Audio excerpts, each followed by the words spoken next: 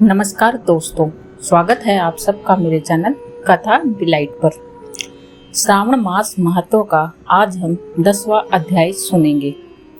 इस अध्याय में हम शनिवार को किए जाने वाले कृत्यों का वर्णन सुनेंगे। तो इस अध्याय में ईश्वर बोले, हे संत कुमार, अब मैं आपसे शनिवार व्रत की विधि का वर्णन करूंगा, जिसका अनुष्ठान करने से मंदतव नहीं होता। श्रावण मास में शनिवार के दिन नरसिंह, शनि, अंजनी पुत्र हनुमान, इन तीनों देवताओं का पूजन करना चाहिए। दीवार अथवा स्तंभ पर नरसिंह की सुंदर प्रतिमा बनाकर हल्दी युक्त चंदन से और नीले, लाल और पीले सुंदर पुष्पों से लक्ष्मी सहित जगपति नरसिंह का भली भांति पूजन करके उन्हें खिचड़ी का नैवेद्य तथा कुंजर नामक शाक का भोग अर्पण करना चाहिए। उसी को स्वयं भी खाना चाहिए और ब्राह्मणों को भी खिलाना चाहिए।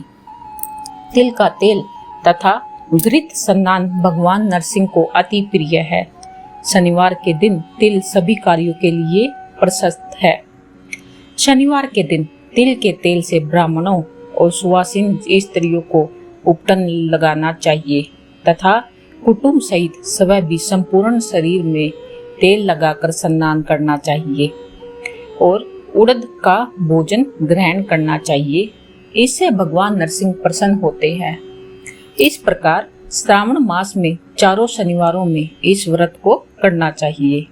जो ऐसा करता है उसके घर में स्थिर लक्ष्मी का वास रहता है और धन धान्य की समृद्धि होती है।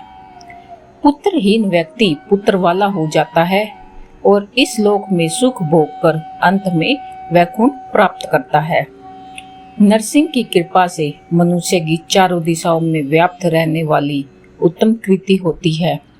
हे सौम्य, मैंने आपसे नरसिंह का यह उत्तम व्रत कहा है। हे संत कुमार, अब शनि की प्रसन्नता के लिए जो करना चाहिए उसे आप सुनिए। एक लंगड़े ब्राह्मण और उसके अभाव में किसी ब्राह्मण के शरीर में तिल का तेल लगाकर उसे उष्ण जल से स्नान कराना चाहिए और श्रद्धा पूर्वक नरसिंह के लिए बताए गए अन्न अर्थात खिचड़ी उसे खिलानी चाहिए। उसके बाद तेल, लोहा, काला तिल, काला उड़द, काला कंबल प्रदान करना चाहिए। इसके बाद व्रती यह कहे कि मैंने सब शनि जी को प्रसन्नता के लिए किया है, शनि देव मुझ पर प्रसन्न हो। इसके बाद तिल के तेल से शनि का अभिषेक भी कराना चाहिए। उनके पूजन में तिल, उड़द के अक्षत यानी चावल प्रशस्त माने गए हैं। तो हे मुने, अब मैं शनि का ध्यान बताऊंगा, आप ध्यान पूर्वक सुनिए। शनैचर कृष्ण वर्ण वाले हैं, मंद गति वाले हैं, काश्यप गोत्र वाले हैं, सौराष्ट्र देश में पैदा हुए, सूर्य पुत्र, वर देने वाले हैं, दंड के समान आकार वाले मंडल में स्थित है, इंद्रलीन मणितुल्य कांति वाले हैं, हाथों में धनुष, बाण, त्रिशूल धारण किए हुए हैं, गिद्ध पर आरूढ़ है, यम इनके अधिदेवता है, ब्रह्मा इनके प्रतियदि देवता है। ये कस्तूरी, अगुरुड का गंध तथा बुबलू का धूप ग्रहण करते हैं। इन्हें खिचड़ी अति प्रिय है। इस प्रकार ध्यान की विधि कही गई है। इनके पूजन के लिए लोहमयी सुंदर प्रतिमा बनानी चाहिए।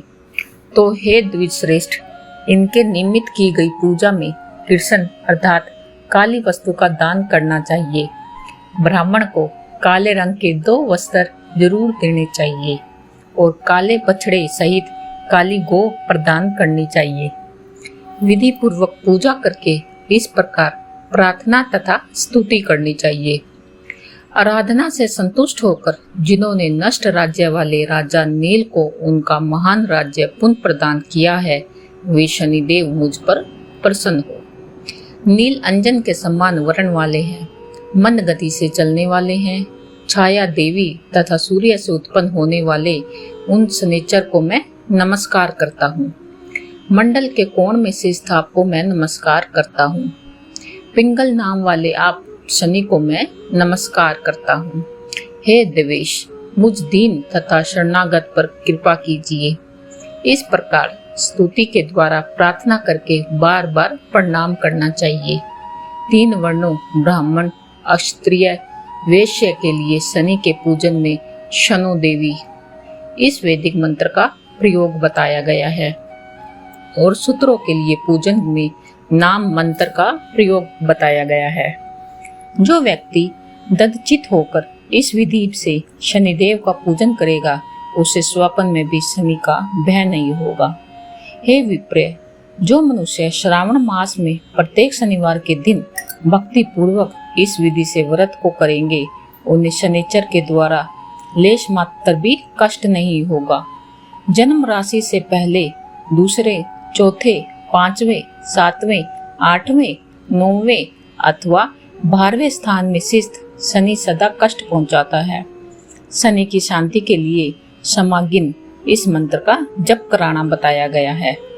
इसकी प्रसन्नता के लिए इंद्र नीलमणि का दान कराना चाहिए।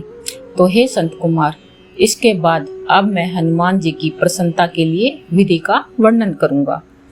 हनुमान जी की प्रसन्नता के लिए श्रावण मास में शनिवार को रुद्र मंत्र के द्वारा तेल से उनका अभिषेक कराना चाहिए। तेल में मिश्रित सिंदूर का लेप उन्हें समर्पित करना चाहिए। जपा कुसुम की मालाओं से, आक धतूर की मालाओं से, मंदार पुष्प की मालाओं से, बटक बड़ का पेड़ के नैवेद्य से तथा अन्य उपचारों से भी यथाविधि से अपने सामर्थ्य के अनुसार श्रद्धा भक्ति से युक्त होकर अंजनी पुत्र हनुमान जी की पूजा करनी चाहिए। इसके बाद बुद्धिमान को चाहिए कि हनुमान जी की प्रसन्नता के लिए उन्हें 12 नामों का जप करे।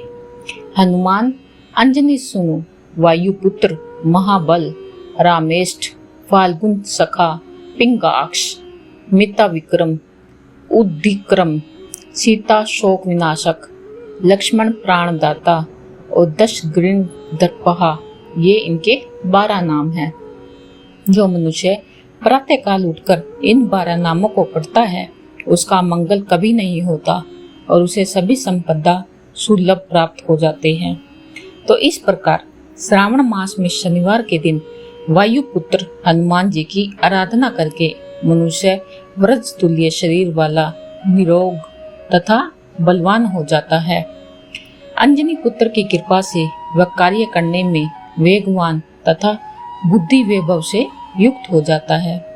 उसके बाद शत्रु नष्ट हो जाते हैं, मित्रों की वृद्धि होती है, यह वीरशाली और कांतिमान हो जाता है।